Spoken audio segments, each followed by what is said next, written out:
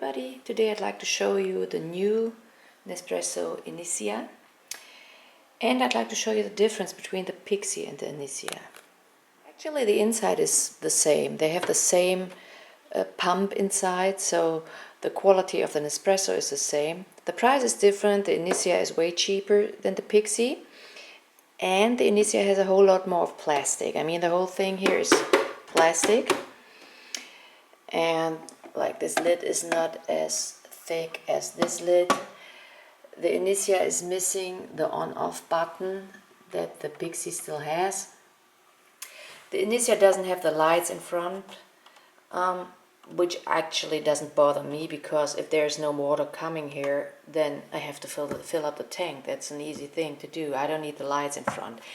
And this is plastic too, whereas it is here metal. For me, the Inissia looks a little bit more modern. It has smooth curves, and you get it in different colors, just like the Pixie.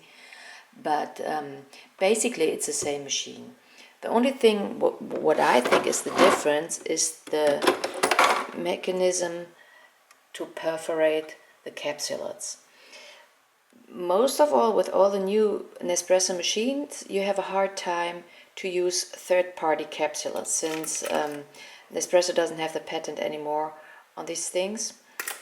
Other producers can make capsules, and with the old machines you can use them easy, but with the new machines you have a lot of trouble because they changed this mechanism to punch the holes in it.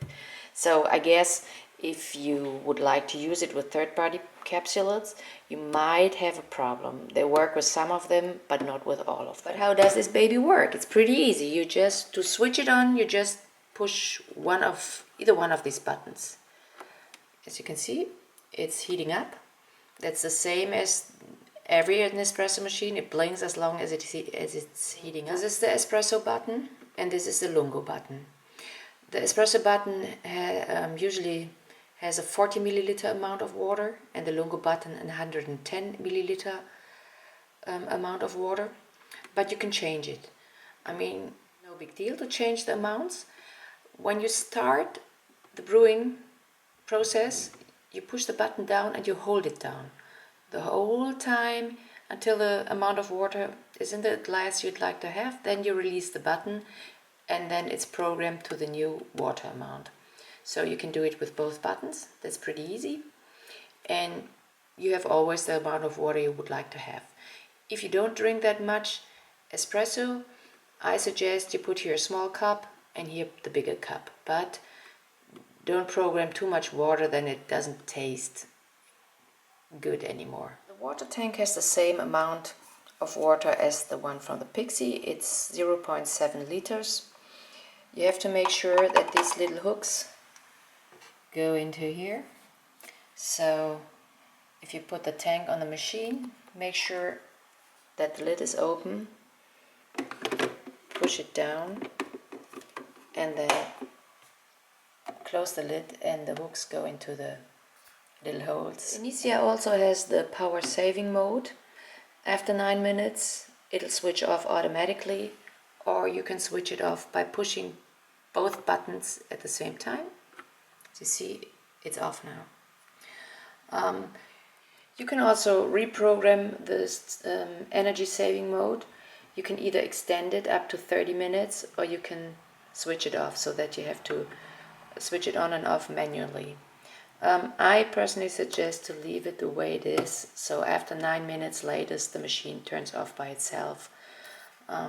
It's better for the environment. So if you do not mind to have more plastic on a machine, I highly can recommend the new Inissia by Nespresso, because it is a nice small machine. It is well designed. It has the same machine inside as the expensive Nespresso machines. It works just like every other Nespresso machine, and why spend more money for such a small thing? So I can recommend the Inissia, but if you like to use third-party capsules, they might not work all. So keep that in mind. If you have small cups or glasses, they just fit on the tray. If you have bigger ones, that would be harder to fit, you just simply lift up the tray and place the glass. For everybody who never used an espresso machine, how does it work? You switch it on, you wait till it stops blinking, you lift up the lever all the way, you insert a capsule,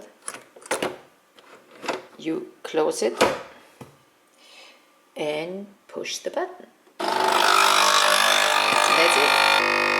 You get a nice creamer after brewing. 2, release the old capsule so it won't stick in here and, you know, make everything dirty and harm the mechanism.